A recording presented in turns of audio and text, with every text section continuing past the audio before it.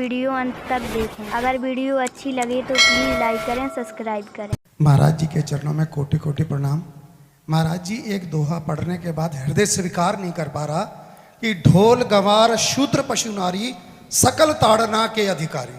जी, इसमें गोस्वामी जी ने बहुत सूक्ष्मता से वर्णन किया। महापुरुषों के वचनों को हम सूक्ष्मता से समझ पाए। प्रायः ऐसा कह करके हम कहीं कहीं माताओं बहनों की अवहेलना करते हैं, कई जगह हम इसका प्रयोग कर देते हैं। अरे वो गोस्वामी जी ने लिखा है ढोल गवार शूद्र पशु नारी सकल ताड़ना के अधिकारी। अब इसकी व्याख्या सूक्ष्मता से सुने और विचार पूर्वक। शास्त्रीय प्रमाण के अनुसार ढोल है ना, ढोल को ताड़ना चाहिए। ताड़ना मतलब उसको ठपाक चाहिए, और बेताल नहीं। शास्त्र सिद्धांत के अनुसार, संगीत शास्त्र के अनुसार तभी वो राग प्रकट कर पाएगा, तभी वो बजेगा। ढोल को हाथ जोड़ के बोलो कि साहब आप बज जाएं, नहीं बजे, उसको ताड़ना चाहिए।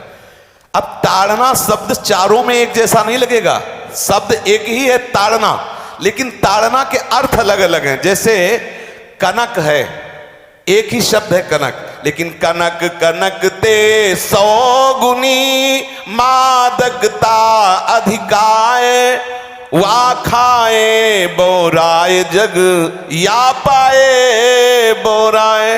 बोले कनक ही शब्द है। जैसे ताड़ना शब्द का हम प्रयोग केवल वही समझे कि ताड़ना देना ही नहीं, उसका अर्थ अलग अलग है। जैसे कनक शब्द है, कनक को सोना भी कहते हैं और कनक को धतूरा भी कहते हैं। कनक को धतूरा भी कहते हैं। एक कनक है जिसके खाने से बावरा हो जाएगा, और एक कनक है जिसके पाने से बावरा हो जाएगा। कनक शब्द एक ही है, लेकिन दोनों का अर्थ अलग अलग हो गया। ऐसे ही ढोल में ताड़न का तात्पर्य है उसको पीटना, लेकिन वो शास्त्रीय संगीत के आधार पर उसको ताल देना। ताल देने से ही वो राग प्रकट करता है, आनंद की उमगन करता है, ना कि प्रार्थना करने से। समझ रहे? अच्छा, गंवार, गंवार कहते हैं विवेकहीन पुरुष को। विवेकहीन पुरुष को कोई कार्य दे दो और उस पर दृष्टि न रखो तो कार्य नष्ट हो जाएगा। वहां ताड़ने का तात्पर्य उसको पीटना नहीं है, उस अविवेकी गंवार पर दृष्टि रखो। जो आपने कार्य सौंपा है, जो भी कार्य उसका है, उस अविवेकी पर दृष्टि रखना ताड़ना हुआ। उस पर दृष्टि रखो, क्योंकि वो अविवेकी है, गंवार है, वो कार्य प्रणाली ठीक जानता नहीं। आप जहां त्रुटि होता संभाल लेना तो वो संभल जाए, क्योंकि वो गंवार है। और शूद्र, शूद्र का तात्पर्य होता शूद्र। वैसे जो वर्ण व्यवस्था में शूद्र का प्रादुर्भाव सबसे श्रेष्ठ जगह से प्रादुर्भाव है।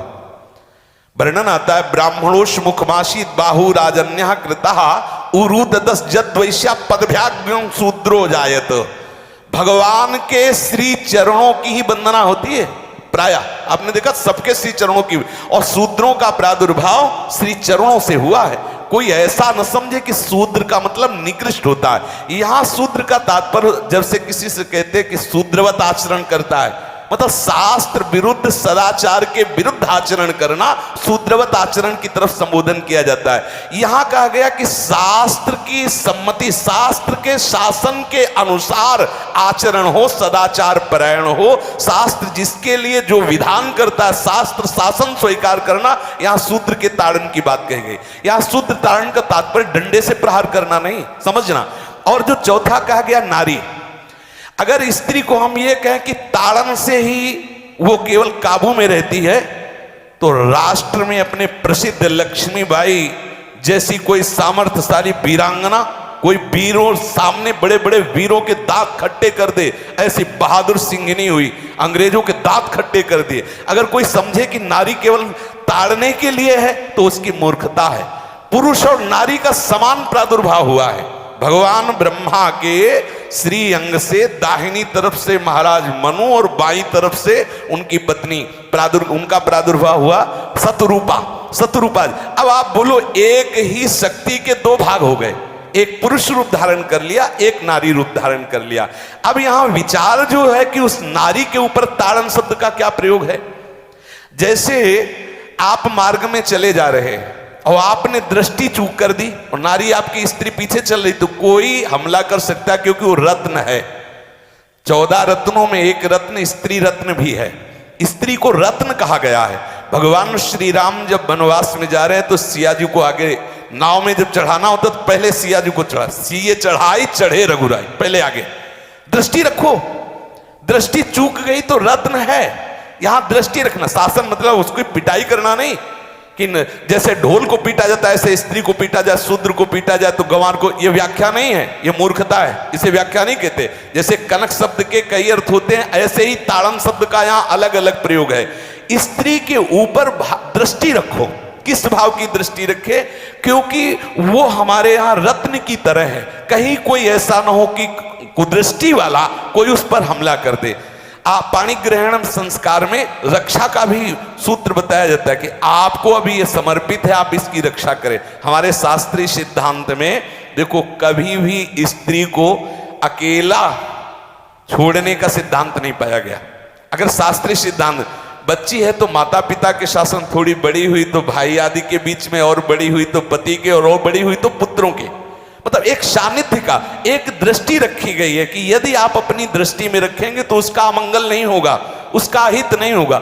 ये जो जैसे मानो कोई सी स्त्री को अकेला कोई पा गया और कुमार्गामी वृत्ति वाला हुआ, तो आज जो घटनाएं सुनने को मिलती हैं, अगर हमारी दृष्टि हो उस पर तो ऐसा नहीं हो सकता। और दूसरी बात यह है कि स्त्री को बुद्धि स्वरूपा भी माना गया। भगवान से भीष्म जी कहते हैं, मैंने अपनी कुंवारी कन्या बुद्धि को, हमारी कुंवारी कन्या है बुद्धि, सदैव सुरक्षित रखा है, आज आपके चरणों में समर्पित करते हैं। तो शास्त्र शासन के द्वारा बुद्धि को सदैव अपने अधीन रखो, कहीं बुद्धि कुमार्गामी ना हो जाए। यहां स्त्री के ताड़न का केवल एक सूत्र है कि आप उस पर दृष्टि बनाए रखें, कहीं स्त्री रत्न कहीं अपवित्र ना हो जाए, कहीं दूसरे का किसी तरह से कुमार्गामी लोगों का ऐसा कोई बर्ताव ना हो जाए, इसलिए सावधान। वहां उसको पीटने का शब्द नहीं है कि ढोल गवार शूद्र परशु नारी सकल ताड़ना के अधिकारी। ताड़ना का तात्पर्य वहां पीटना नहीं तो विद्वता में देखो तो एक से एक, साधुता में देखो तो एक से एक, वीरांगना देखो एक से एक, ऐसा नहीं कह सकते, क्योंकि जो सामर्थ्य पुरुष में वही सामर्थ्य भगवान ने स्त्री में भी दी,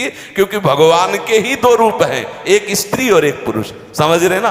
तो इसमें एक ताड़न शब्द का कई अर्थ होता है। भगवान की साक्षात शक्ति स्त्री है। अगर कोई इस भाव से देखे कि स्त्री तो केवल ताड़ना मतलब केवल गाली दे के बात करना, ऐसा नहीं। जिस घर में स्त्री का अपमान होता है उस घर का नाश हो जाता है, निश्चित हो जाता है। आप देखिए, रावण का सत्यानाश हो गया जगदम्बा सीता के प्रति, दुर्योधन का सत्यानाश हो गया द्रौपदी के प्रति। जहां स्त्री का अपमान हो जाए, अगर कोई ये समझे कि स्त्री केवल मतलब जैसा हम चाहे वैसा व्यवहार करे, तो अगर नाश ना हो जाए तो हमें बता देना, क्योंकि भगवान की वो शक्ति है। अगर उसे तुम सोचो कि हम ताड़न करें, जैसे ढोल को ताड़न करें ऐसे ताड़न करें, तो तुम्हारा नाश हो जाएगा। बिल्कुल सच्ची बात समझ लीजिए। केवल वहां दृष्टि रखने की बात कही गई है, आपका अधिकार है, आप उसकी सुरक्षा व्यवस्था में रहें। और एक वृत्ति होती है, अगर शासन ना हो तो हमारी बुद्धि भ्रष्ट हो जाए, हमारी बुद्धि भ्रष्ट हो जाए, आपकी बुद्धि भ्रष्ट हो जाए। भगवान का भय, शास्त्र का भय, लोक मर्यादा का भय, ये हमको सुरक्षित रखता है। इसलिए दृष्टि रखने की आवश्यकता है कि वो पवित्र रहे, वो सुरक्षित रहे, ना कि उसको पीटने के लिए यहां संबोधन किया गया गोस्वामी तुलसीदास जी ने।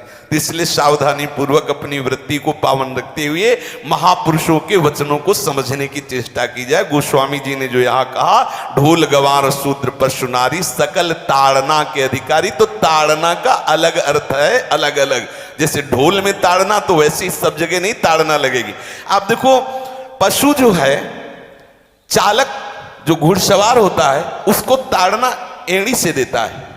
अपने चालक जो होता है घुड़सवार एड़ी से। किसान जो होता है वो बैल को बोलता है दाहिने, जैसे हल जोतने होता है बाएं, वो भाषा समझता है, बाएं मुड़ जाए, और नहीं मुड़ता तो पीछे अरई है एक छड़ी, उससे वो इशारा देता है, वो समझ जाता है। पशु को अपने इशारे से चला लेते। अब उससे कहे, खड़ा होकर हाथ जोड़ के कहे कि भैया बैल देवता आप थोड़ा दाहिने मुड़ जाओ, तो नहीं मुड़ेगा। जब लगाम पकड़ी और थोड़ा ताड़न किया और बोले दाएं, तो फौरन दाहिने मुड़ गया। आप देखो, जो बैलगाड़ी चलाते हैं, घोड़ा गाड़ी चलाते हैं, ऊंट चलाते हैं, तो पशु शासन के द्वारा उसको इशारे से किधर चलना है उसको इशारा बता दो। अलग अलग जगह इस ताड़न शब्द का अर्थ प्रयोग किया गया है।